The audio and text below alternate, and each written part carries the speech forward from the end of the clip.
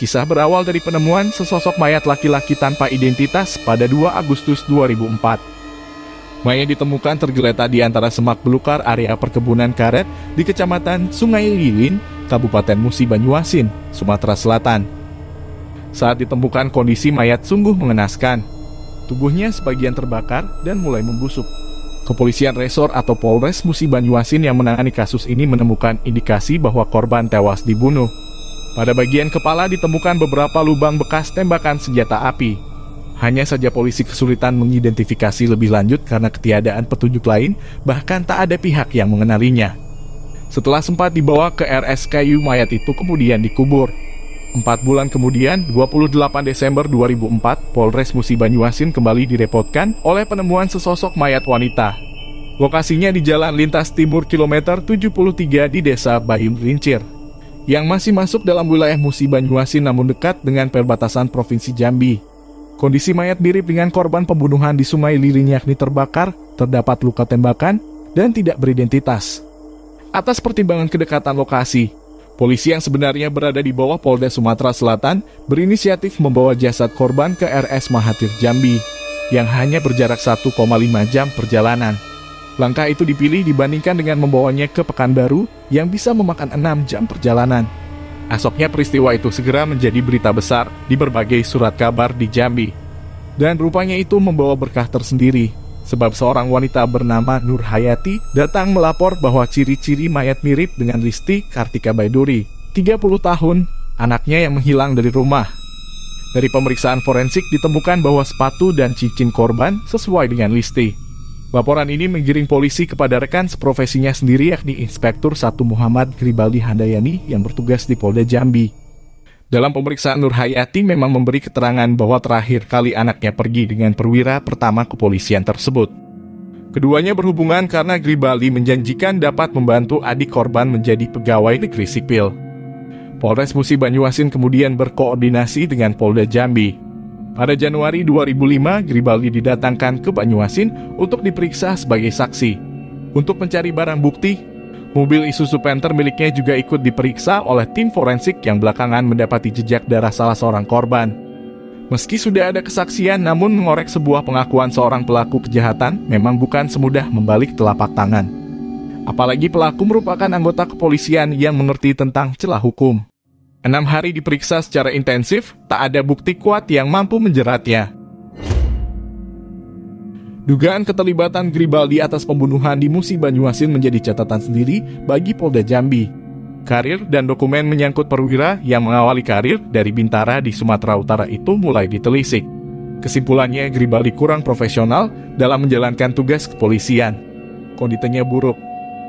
Gribaldi yang sehari-hari menjabat Kepala Urusan Informasi Kriminal Telematika Polda Jambi itu berkali-kali melakukan pelanggaran disiplin. Sewaktu bertugas di Polres Kerinci, Jambi, ia pernah menjual nama salah seorang pimpinan untuk kepentingan pribadi. Ia juga pernah disidang untuk kasus perempuan dan asusila. Dia pernah ditahan dan mengalami penundaan kenaikan pangkat selama 2 periode, jelas AKBP Joko Turohman, Kepala Bidang Humas Polda Jambi.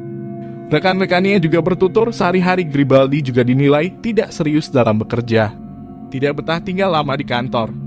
Usai apel pagi, ia sering meninggalkan kantor dengan berbagai alasan. Baru menjelang apel sore, ia akan muncul di kantor dan tanpa rasa bersalah.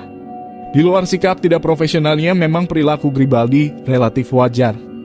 Tidak aneh-aneh. Suka bergaul. Meski kadang ia juga gampang naik darah. Terutama sikapnya begitu keras terhadap mereka yang pangkatnya lebih rendah. Inilah yang menjadikan sosoknya kurang disukai beberapa orang. Polda Jambi menindaklanjuti berbagai temuan ini dengan menggeledah rumah Gribaldi. Di sana tim penyelidik menemukan ratusan butir peluru, uang sebesar 40 juta rupiah, surat-surat kendaraan bermotor, serta bundelan ijazah di antaranya atas nama Yeni Farida, foto kartu nama dan belasan stempel palsu berbagai instansi di kepolisian dan sipil. Berbagai benda yang ditemukan di rumah Gribaldi memang belum mengaitkannya dengan pembunuhan Listi. Apalagi alibinya kuat bahwa pada waktu terjadinya pembunuhan, ia berada di rumah. Keterangan itu dibenarkan Sesekowati, istrinya. Hari itu, ia juga terlihat sebagai wasit pertandingan voli dalam rangka HUT Satpam di Polda Jambi. Soal temuan bundelan ijazah, Gribaldi mengaku mendapatkannya saat lari pagi. Begitu pula dengan ponsel milik Yeni Farida. Namun Polda Jambi tetap menahannya untuk kasus kepemilikan ratusan butir peluru tanpa izin. Memang tidak semua anggota kepolisian berhak berurusan dengan senjata api. Polres Mubah dan Polda Jambi kembali berkoordinasi untuk menggali kemungkinan adanya temuan mayat tidak dikenal di sekitar penemuan mayat Listi dengan pola yang sama. Hasilnya pada Agustus 2004, di Sungai Liat pernah ditemukan sesosok mayat laki-laki yang ditembak lalu dibakar. Karena tidak ada yang mengenali, akhirnya korban dikubur. Penyelidik lalu membandingkan foto di TKP dan mendapati kemungkinan korban adalah Ngadimin. Ngadimin yang sehari-hari bekerja sebagai wartawan itu sebenarnya sedang dicari-cari oleh Polda Jambi untuk kasus penipuan. Untuk memastikan bahkan tim dari Dokpol Mabes Polri sampai turun tangan untuk mengautopsi melalui pemeriksaan odontologi forensik atau pemeriksaan gigi. Keluarga Ngadimin yang didatangkan akhirnya juga ikut memastikan. Bahkan keluarga membeberkan kalau korban terakhir sering terlihat bersama Gribaldi. Dari dua temuan ini, penyelidik di Polda Jambi menemukan modus operandi Gribaldi, yakni selalu mengeksekusi di luar wilayah Jambi. Karena itulah para penyelidik segera berkoordinasi dengan Polda Riau dan Polda Sumatera Selatan untuk mencari penemuan mayat yang tidak dikenal di wilayah masing-masing. Polda Riau menemukan data penemuan 2 mayat wanita tidak dikenal di Desa Kuburokan dengan jarak tidak berjauhan. Masing-masing pada Juli 2003, yakni sesosok wanita yang tewas ditembak. Kemudian Agustus 2004, wanita yang tubuhnya hangus terbakar. Dari melihat foto TKP, polisi melihat korban pertama mirip dengan Gusmarni, sedangkan kedua mirip Nurmata Lili. Oleh keluarga, keduanya juga dinyatakan telah menghilang. Penyelidik Polda Jambi kemudian mendatangi kuburan 2 korban dan membawa jasadnya ke Jambi untuk diautopsi. Hasilnya memang positif, korban adalah Gusmarni yang tewas akibat 7 tembakan, serta Nurmata Lili yang tewas karena luka tusuk.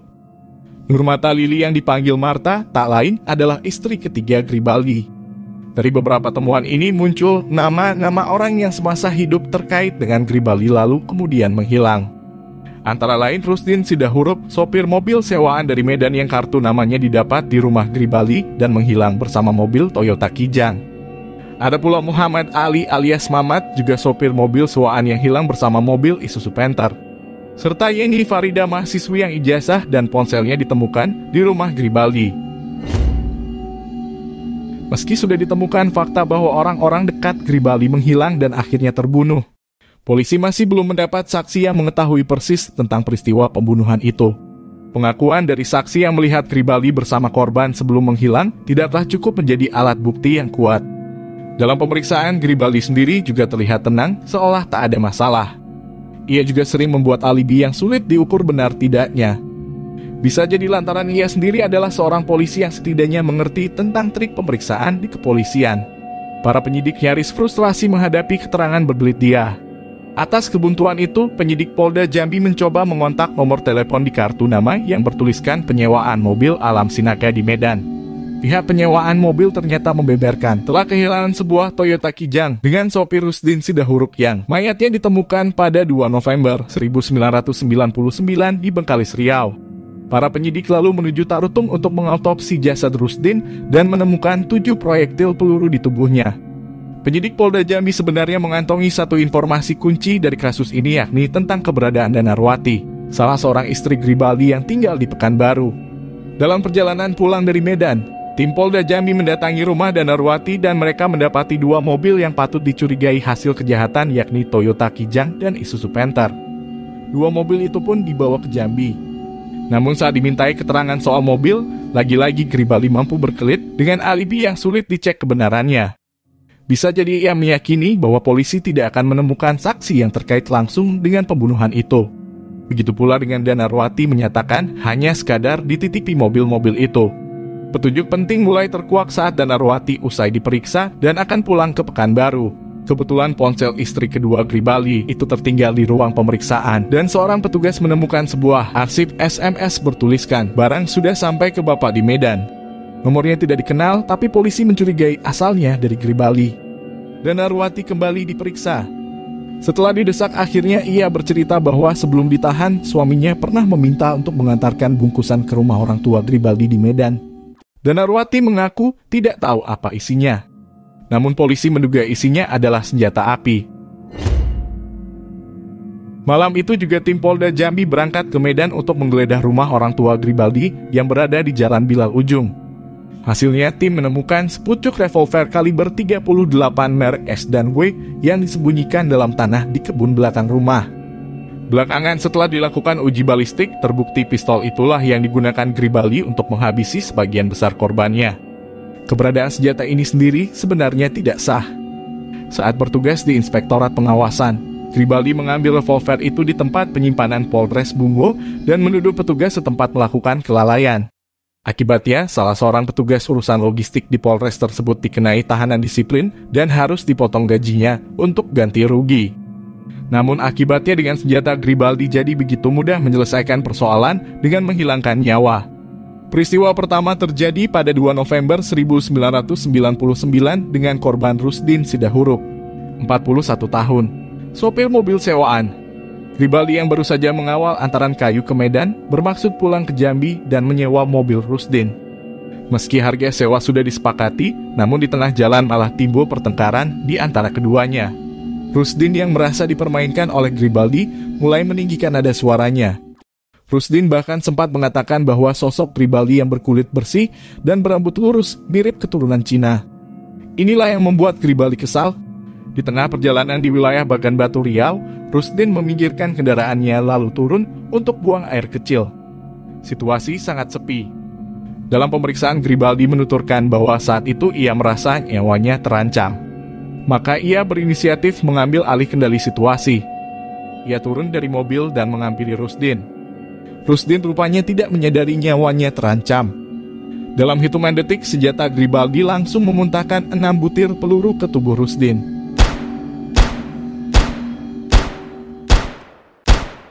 Korban seketika roboh dan meregang nyawa. Suasana pun kembali senyap. Tak ada siapapun yang menyaksikan pembunuhan singkat itu. Menyadari situasi itu, Gribaldi sedikit panik dan berusaha segera kabur. Ia sebenarnya hendak menunggu angkutan umum untuk pulang ke Jambi. Namun setelah lama menanti di tepi jalan, tak satu pun ada yang muncul. Dari sinilah ia berpikir untuk sekaligus membawa mobil Rusdin ke Jambi. Mobil ini pula yang lalu dikuasai dan diakui sebagai miliknya. 3 tahun kemudian, 15 Juli 2002, Gusmarni, 31 tahun, warga Jambi, menjadi korban berikutnya. Gribaldi mengenalnya ketika mengantarkan uang duka atas meninggalnya Fahmi, suami korban akibat ditabrak rekan Gribaldi. Setelah menyerahkan uang 10 juta rupiah, Gribaldi juga sempat berjanji akan membantu kesulitan Gusmarni yang sudah memiliki 1 anak itu. Beberapa waktu kemudian kabarnya Gribaldi menawari Gusmarni untuk bekerja di perusahaan kayu miliknya di Riau. Namun syaratnya Gusmarni harus menyerahkan 25 juta rupiah sebagai penyertaan modal. Meski sudah diperingatkan pihak keluarga agar tidak terpikat oleh rayuan itu, Gusmarni tidak mau mendengar dan tetap berangkat ke Pekanbaru. Versi lain menyatakan Gribaldi kesal lantaran selalu ditagih sisa pembayaran uang duka. Gusmarni mendengar bahwa jumlah uang duka dari pelaku penabrak suaminya berjumlah 25 juta rupiah. Tapi Gribaldi baru menyerahkan 10 juta rupiah. Gusmarni lalu mengancam akan melaporkan Gribaldi kepada atasannya. Pembunuhan itu akhirnya terjadi di Bagan Batu Riau. Peristiwanya mirip dengan pembunuhan Rusdin. Bedanya Gusmarni harus menerima 7 peluru sebelum akhirnya ditinggal di semak belukar.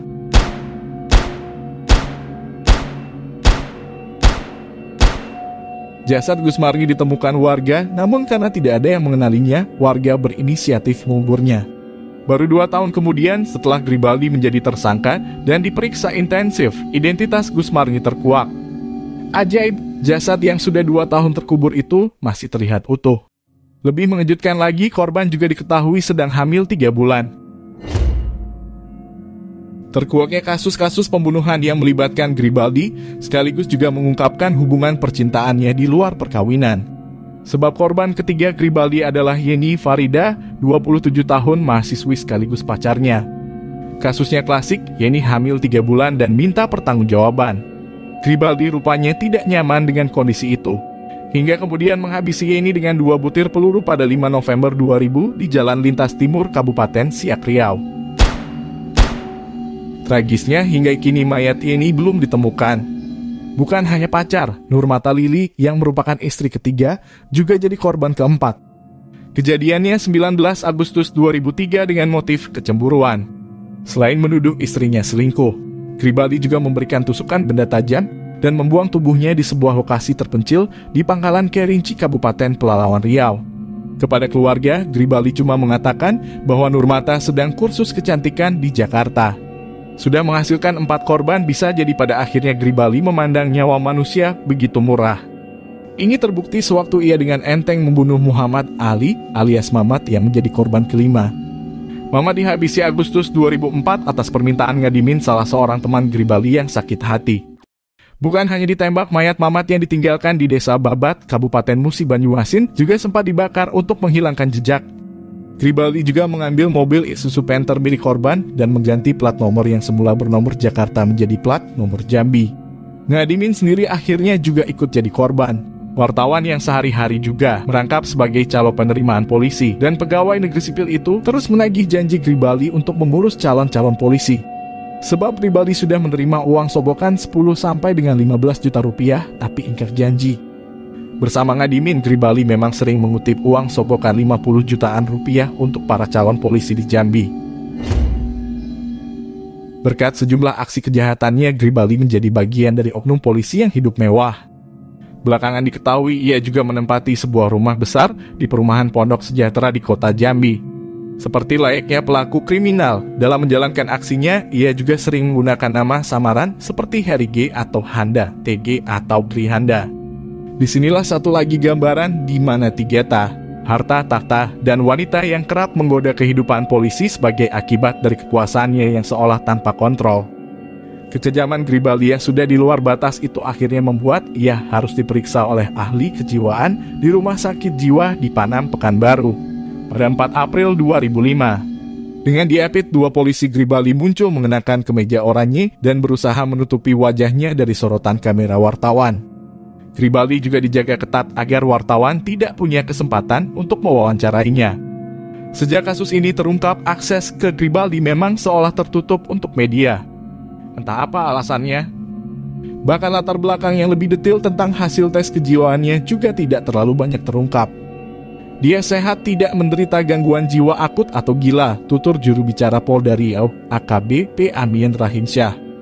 Pada Mei 2005, kasus pembunuhan Gribaldi dilimpahkan ke Polda Riau dan Polres Musi Banyuasin. Januari 2006, Gribaldi disidangkan di Pengadilan Negeri Bagan Batu untuk pembunuhan Rusdin Sidahuruk dan menerima vonis 20 tahun. Sedangkan di persidangan Pengadilan Negeri Rengat, ia dituntut hukuman mati.